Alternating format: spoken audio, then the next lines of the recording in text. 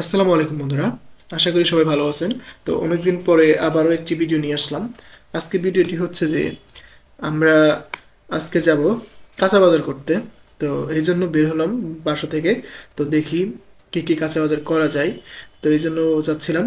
তো যাওয়ার পথে পথের যে ভিডিওগুলো, রাস্তার মধ্যে যে সুন্দর সুন্দর মানুষজন যাচ্ছিল বা রাস্তায় কীরকম পরিস্থিতি হয় সন্ধ্যার দিকে, সেটা একটু আপনাদের দেখানো ট্রাই করলাম।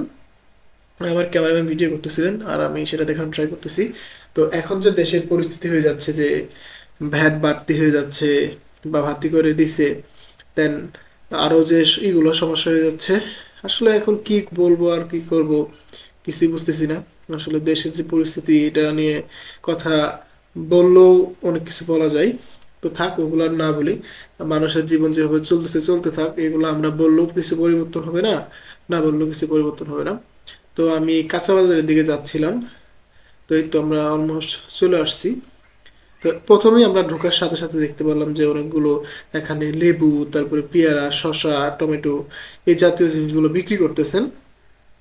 দেন সামনের দিকে আগেলে আমরা আরো বাকি যে সবজি দোকানগুলো সেগুলো দেখতে পাবো। এই মামার দোকানে শসা বিক্রি করতেছিল, তারপরে আদা, টমেটো। আমি পরে এই মামার থেকে শসা নিলাম, 1 কেজি শসা নিলাম। দেন বললাম যে টমেটো কত করে, তিনি বললেন 20 টাকা কেজি।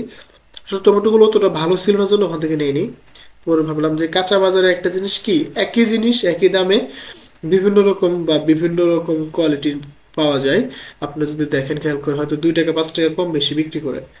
ওই একই জিনিস দেখেছে ভাগ করে, ভালোগুলো একরকম করে, খারাপগুলো একরকম করে, এরকম ভাবে এক একটা এক এক রকম ভাবে করে তারা বিভিন্ন দামে বিক্রি করে। তো যাচ্ছিলাম, আর এখন ফুলকপি দেখলে তো, সেদিন দেখলাম যে আজকে বিক্রি করতেছে 5 টাকা পিস।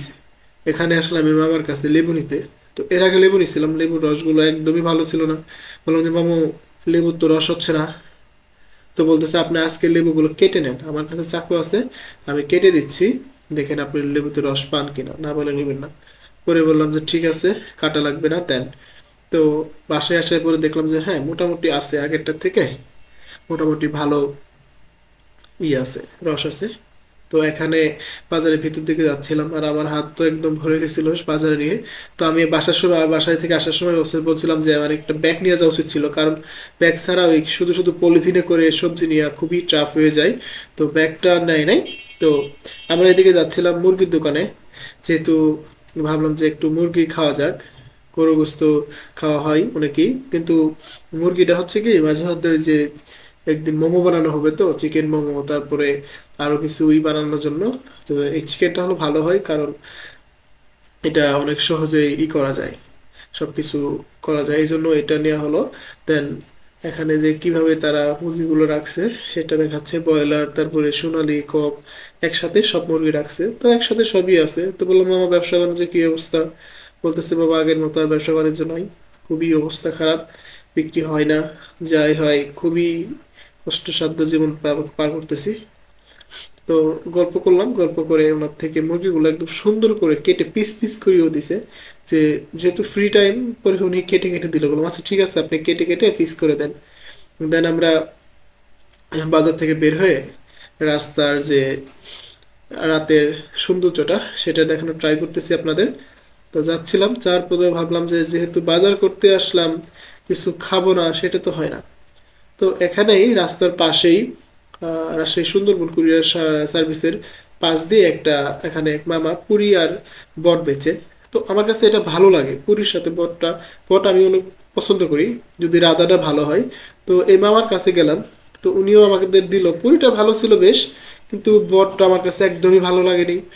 মানে ওনার যে বটের কোয়ালিটিটা খুবই বাজে ছিল, খুবই, মানে আমার মনে হয় সিদ্ধই হয় না, মানে খুবই একটা গ্রান করতে, মানে গন্ধ করতেছিল কাঁচা কাঁচা।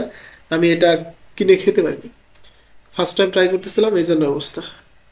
তো কি করা যাবে, যেহেতু কিনে ফেলছি, পরে আমি শুধু পরোটাটা খেয়ে নিলাম, কিন্তু পরোটা খাইনি। তারপরে আমার ক্যামেরাম্যান রাজশাহীতে যারা আসছেন, ঝালমুড়ি, চানাচুরের পাশাপাশি আপনারা এই জিনিসটা পাবেন, সেটা হচ্ছে 12 ভাজা। তো এটা খুবই এখানকার চলে। তো সেটা কিনলো। বললাম যে ঠিক আছে, তুমিও খাও, আমি যাচ্ছি। এখানে বাসার কাছে এসে আমরা চলে আসলাম আজকে। তো এই ছিল আজকে সারাদিনের ব্লগ ভিডিও। কেমন লাগলো অবশ্যই জানাবেন, দেখা হচ্ছে অন্য আরেকটি ভিডিওতে।